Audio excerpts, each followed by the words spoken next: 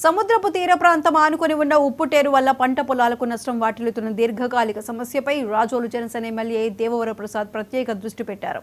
రైతులతో కలిసి ఆయన ట్రైన్ ఆనుకొని ఉన్న కేసనపల్లి, తూర్పుపాలెం, గొల్లపాలెంలో పాడైపోయిన కొబ్బరి చెట్లను నష్టపోయిన రైతులకు ఎమ్మెల్యే దేవవర విధంగా చర్యలు చేపడతామని అన్నారు.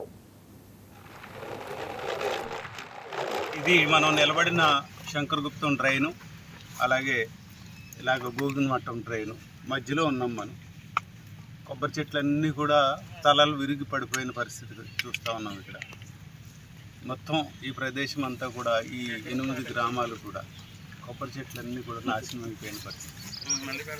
సుమారుగా నాకున్న ఇన్ఫర్మేషన్ ప్రకారం 1,00,000 పైచిలుకు చెట్లు కొబ్బరి చెట్లు నాశనం అయిపోయినట్టుగా నాకున్న రిపోర్ట్.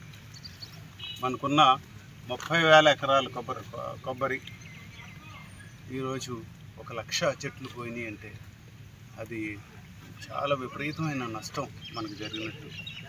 అందులోనూ కోనసీమలో కొబ్బరి చెట్టు అంటే కొడుకుతో సమానం అనే, అలాంటిది ఇన్ని లక్షల పైచిలుకు చెట్లు చనిపోవడం అది కేవలం మానవ తప్పిదమే.